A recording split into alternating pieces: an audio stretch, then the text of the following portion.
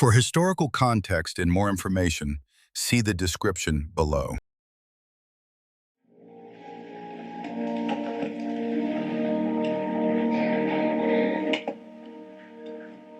The motive behind any action is always a very significant matter. The giving of large sums of money to philanthropic enterprises is surely a worthy deed, but we don't admire the person who does it knowing that people are watching, who does it to gain prestige, or if we discover that he would not have given at all if there were not a tax advantage. A show of patriotism is a great thing, provided it's not done to gain favor. It was wise old Sam Johnson who once said that patriotism is the last refuge of a scoundrel. The joining of a church is certainly to be encouraged, but no church tries to add to its membership those who join for social or for business reasons without any very deep concern about the relationship of their souls to their God. More important than what we do is the motive that is behind what we do, and the Christian must always be concerned about his real aim. Not so much the direction of his deeds, but the direction that his soul may have taken. I'm sure that all of us are well acquainted with the poem, "One ship sails east, one ship sails west, while the self-same breezes blow. 'Tis the set of the sail and not the gale that determines the way we go. Like the ships of the sea are the souls of men as they journey on through life. 'Tis the set of the sail that determines the goal, and not the storm or the strife." As we come to another new year, all of us need to check up on this matter, do we not? The book of Hebrews says, "For the word of God is a quick and powerful, and it's sharper than any two-edged sword, piercing even to the dividing asunder of the soul and the spirit."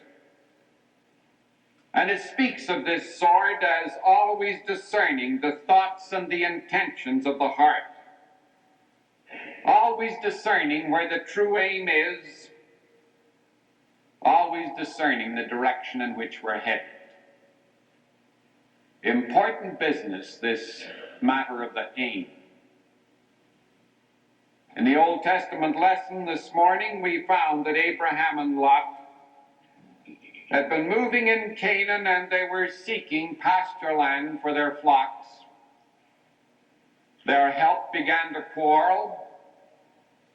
We may be sure that this was spilling over into the relationships between Abraham and Lot and their families.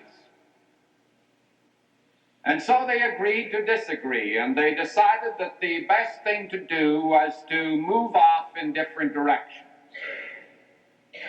Abraham, being the more magnanimous of the two, gave to Lot the choice as to the direction in which he was going to go. "If you take the left hand, then I will go to the right, or if you take the right hand, then I will go to the left." And Lot saw that the Jordan Valley was well watered. He knew that Sodom was a wicked place, but the good grazing and the prosperity of Sodom was just too much for him to resist. And so we're told that Lot pitched his tents towards Sodom. And we know that he ended up with evil. It was the direction that he gave to his life. Important business. Jesus recognized it. "If thine eye be single, then thine whole body shall be full of light. But if thine eye be evil, then thy whole body shall be full of darkness. He at such a time convincing people that the main issues of life stem from the hearts of men. It was not the person who prayed the long prayers on the street corners, but it was the person that felt a very deep relationship to God. The person who was concerned about the stirrings that God brought about in his soul. The person who was concerned about God's children. These were the ones that found favor with God. It was the direction, it was the aim that came from within. It's important business, for usually when we've accepted it, it does a pretty good job of determining the kind of people we're going to be. You recall the story of Pygmalion the sculptor? The statue he made was a thing of great beauty. And you recall he came to the place where he was so in love with that statue that he brought to it fruit, and he brought to it clothing, and he brought to it jewelry. And finally, as the story goes on, his very spirit was poured into this piece of work. Now, there's more than a myth to all of that. When one takes a name, a goal in life, to the point that it becomes a part of his innermost aspirations, gradually that thing takes hold of him and it directs his life. And it's true pretty much regardless of what our age may be. When we come to the place where we truly love a thing,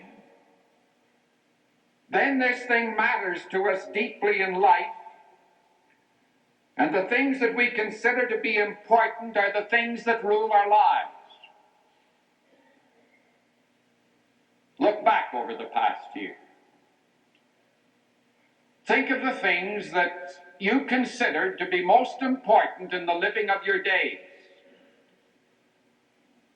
And then ask yourself before God if those weren't the things that determined the whole direction of 1967.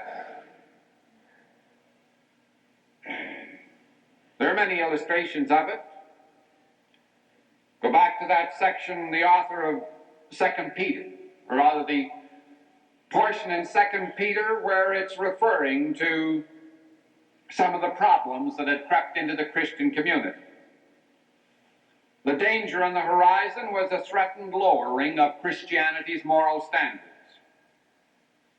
And as the new religion was spreading to the Gentile land, it had drawn into its membership persons whose ethical ideals were quite different from those that belonged to the earlier adherents of the faith. The writer was afraid that Christians were going to accept the lower standards. And so in Dr. Moffat's translation, we find the words, "For a man is a slave of whatever overpowers him." He's not talking about a physical overpowering. He's saying that the thing to which a man really gives his life becomes the master of his life. Happy the person who can say with the old sage, "Thank God for the ideas that use me, but we're going to be used by the ideas." Compelling things. Remember that Peter and John had their great mission, that of lifting Christ up that all men might see him, and so they preached in the streets, and they preached in the streets until there was a great deal of antagonism aroused, and the threat was made if they didn't stop their preaching, they were going to be punished. But you see, those that attempted to set down that law didn't recognize what they were fighting against. They thought that it was just Peter and John. They didn't recognize the fact that Peter and John were being shoved pulled by an idea. And so they said that it was impossible for them not to speak about that which they had seen and that which they had heard. Some great force out there was drawing them, and they were different people because of it. Well, look at Jonathan Edwards. He had one of the finest minds. He was a giant of a man in intellectual powers. And then one day, a new purpose came into his life. One day, he caught the vision of something way out there that was too strong for him to resist. And he said, I have this day solemnly renewed my covenant. I have been before God, and I have given myself and all that I am and I have to God, so that I'm not in any respect my own anymore. And Jonathan Edwards went on to start that great religious movement that led to the tremendous revival in this nation. Remember last week we spoke about the stature of the men that lived between 1770 and 1870. What was behind it? The Saturday Review of Literature had an article some time ago in which it was talking about the beliefs of the Founding Fathers. And it asked how it was that in this little east coast of North American continent there should have arisen such an array of genius in a short time. Men who seemed to be in virtual command of all historical experience. And the reason that this article gave for it was that there was an idea that had caught the imaginations of these people. And it was this idea that was pulling them, this idea that was giving the aim to life. Maybe we're losing it in the Christian faith. Maybe this is the reason that communism is such a threat. Somehow or other, that idea has caught the minds and the imaginations of millions, so that in a very few years they had more adherents than we have had in centuries. But again, it's the idea, you see, that is giving the aim. Important business. As we look at the direction in which our lives seem to be going as we come into 1968, we should be asking some very vital questions. Have we come to the end of the year with a sense of satisfaction or with a sense of futility? Do we feel that the target at which we've been aiming for the last 365 days was really worth the trouble? Have we come to the other end of this year feeling that we're going anywhere? Or have we found ourselves caught up in a whirl of activities where we're saying that whirl is king, having driven out Zeus? Are we like that young woman that was approached by a real estate agent and he tried to sell her a home? Her reply was, "A home? What need have I got for a home? I was born in a hospital, I was educated in a college, I was courted in an automobile, and I was married in a church. I live out of a delicatessen and paper bags. I spend my mornings on a golf course, my afternoons at a bridge table, my evenings watching television, and when I die, I'm going to be buried from the undertakers. All I need is a garage." Not much point to a life like that, is there? Popular to some people, but not a great deal of point to it. Is not the life more than meat, and the body more than raiment? All the way through the gospel is the estimation that life is more than so many of the things that we're aiming at. And there just isn't somehow a strong enough motivation from within or a strong enough pull from without to get us off this deadly course. You remember little Billy Green, don't you? It was written up in the newspapers a couple of years ago. This youngster who was given an intelligence test, and it was indicated that he was a genius, but strangely enough, he couldn't get through the 5th grade. And so they sent him to college. Seems like a strange thing to do with a boy who couldn't get through 5th grade, but as I think back on some of my professors, one or two of them, I doubt very much if they could have made it.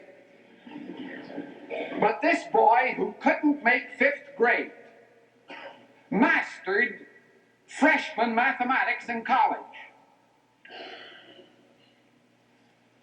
And of course, the answer was that he just couldn't get excited by the kind of challenge that was served up to him in the 5th grade. His mind was away beyond it.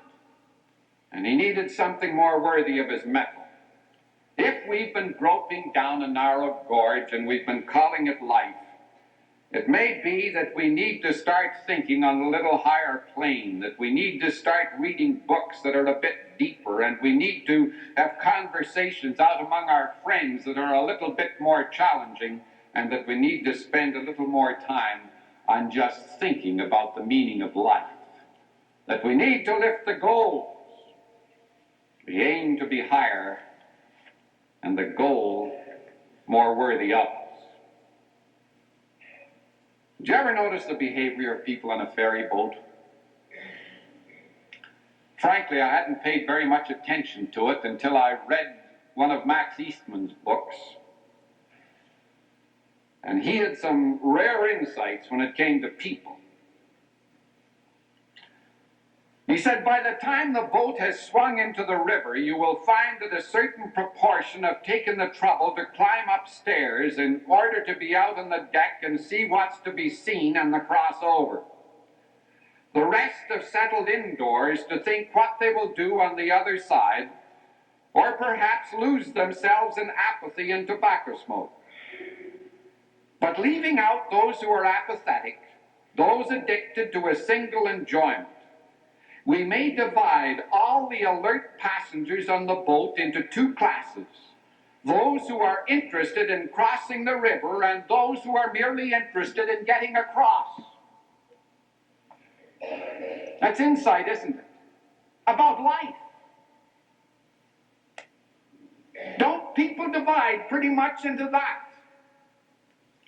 Those that are interested in crossing the river and those that are merely interested in getting across. Those that seem to be terribly bored with life, who never seem to feel any great verve for the whole business. They're just living life somehow, willy-nilly. And then there's that other group that seems to be enjoying every minute and every hour and every day and every year. They're not only interested what on the other shore, but they're interested in the things that are going to happen right now. This is what makes the difference between real folk and those that are the drones of society. Building more stately mansions, O my soul, as the swift seasons roll, leave thy low vaulted past.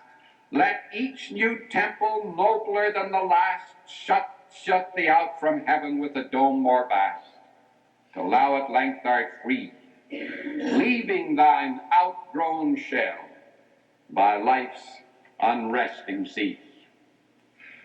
If we make some resolutions in the matter of life, and I suppose there are people who still do make resolutions,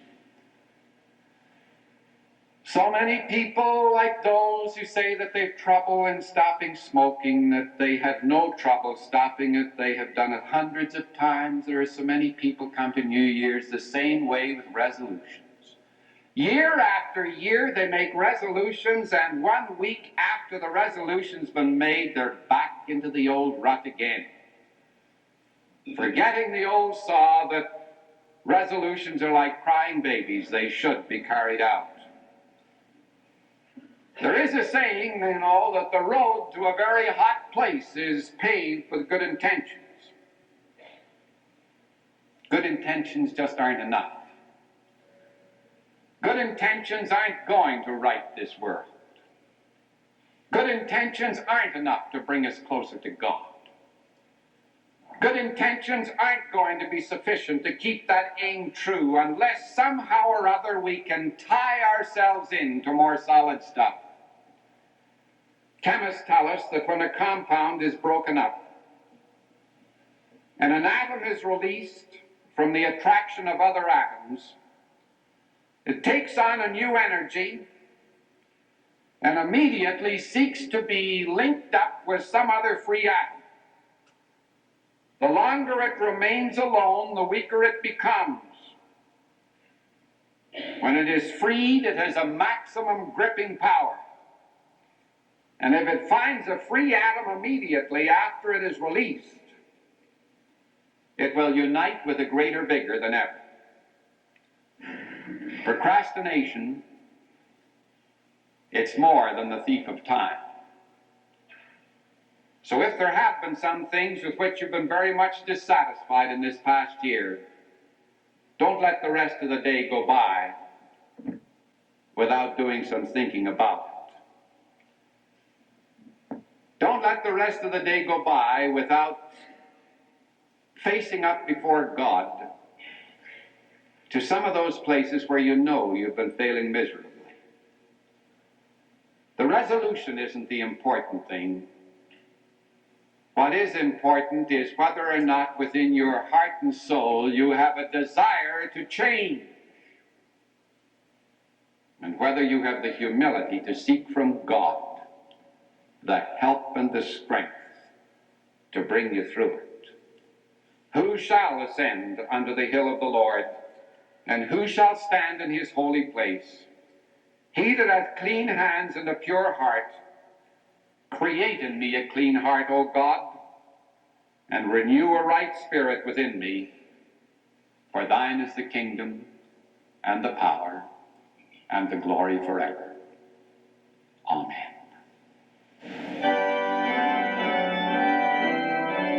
This morning's worship service came to you live from Shadyside Presbyterian Church in Pittsburgh. Ministers of the church are the Reverend Dr. Howard C. Scharfe, the Reverend Dr. James R. Spear, and the Reverend J. Wayne Henry. Organist and choir director was Russell G. Whitman. Today's sermon by Dr. Scharfe was titled, The Importance of the Aim. Your comments on these services are invited. Addressed to Shadyside Presbyterian Church. Listen next Sunday at 11 o'clock for the regular worship service from Shadyside Presbyterian Church, Amberson Avenue and Westminster Place in Pittsburgh, Pennsylvania.